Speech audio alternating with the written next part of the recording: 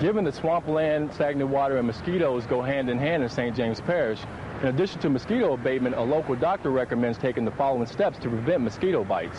While no player can predict or choose where he'll be drafted, Ed Reed was drafted in the first round. New Orleans native and Ohio State running back Jonathan Wells learned that there's no way to prepare for the uncertainty. Has daybreak helped you? A lot. When I first come here, I was real skinny.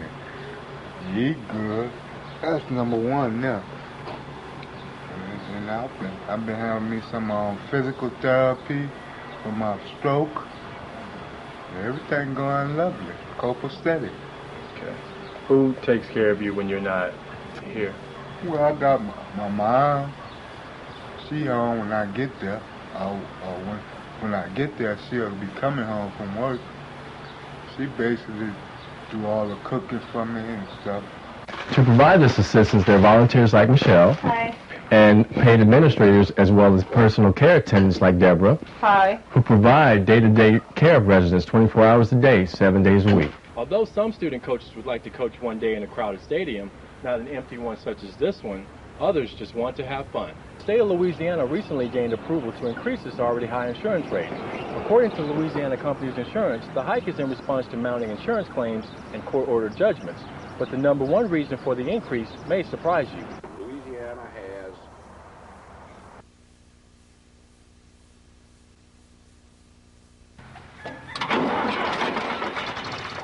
As rancher Jay Foltz prepares to start his day in St. James Parish, how to deal with mosquitoes is always on his mind. They'll cover you. It feels like they'll carry you away. It gets so bad. So before hitting the fields and starting his daily routine, Foltz goes through the process of spraying himself with insect repellent and making sure that he minimizes the amount of skin exposed for potential mosquito bites. You just about need it. If not, you're going to get whelps all over you, especially around here with the trees and the horses and the cattle. The mosquitoes flock around. With the recent diagnosis of a case of encephalitis in New Orleans East, health officials are concerned that mosquitoes in the area are carrying the sometimes deadly virus. Although the victim is expected to survive, the diagnosis has some residents concerned. Doesn't bother me that much. Maybe cause a little concern, though. Let's see that somebody in the neighborhood came down with encephalitis. To help ease this fear, St. James Parish officials are considering a spraying program to help combat mosquitoes. But as Parish City Councilman Jimmy Brazan suggests, dealing with mosquitoes is about more than just dollars and cents. It's an expensive process, and it's a lot more than just spraying. It's a lot of educating people and making sure that they understand where mosquitoes are born from, where they come from. Our understanding there's different types of spray that required for different types of mosquitoes, so it's just a lot involved. Given that swampland, stagnant water, and mosquitoes go hand in hand in St. James Parish, in addition to mosquito abatement, a local doctor recommends taking the following steps to prevent mosquito bites.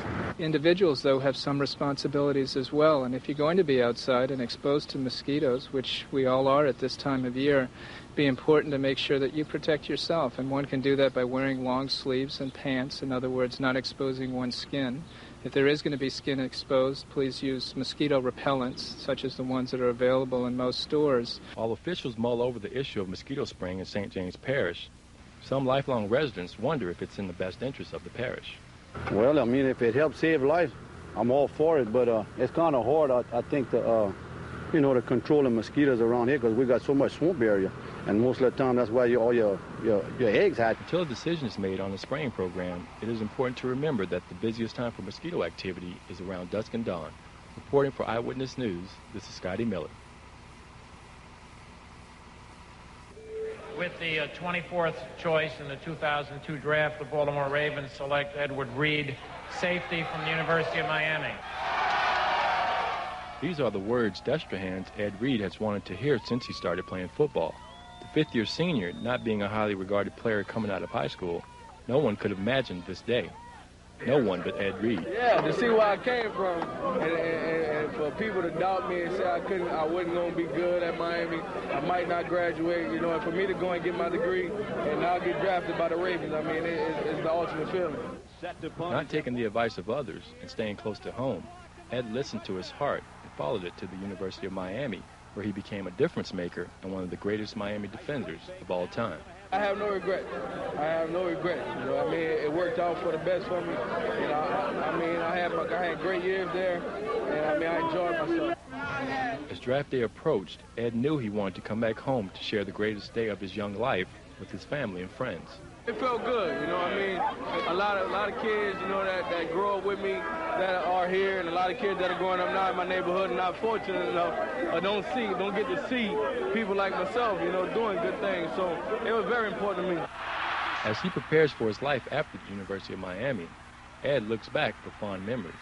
I love playing there. You know, I love Miami. Wish I had some more years. You know, I'm glad the guys getting drafted. You know, I mean, we've been at the bottom for a while, and it's glad to be back on the top.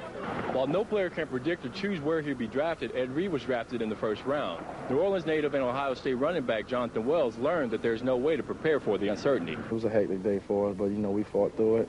You know, woke up early this morning in good spirit and got the call bright and early, so I was happy with that. While he didn't get drafted higher than expected, being drafted by the Houston Texans, an expansion team, he may be afforded opportunities that other rookies only wish they had. When they called me today, they said they expect me to come in and compete for a starting job. You know, they don't have anybody penciled in. They've only had 6 practices as a team, you know, so it's wide open, and I'm looking forward to the challenge. It's also not bad to be playing just a few hours from home.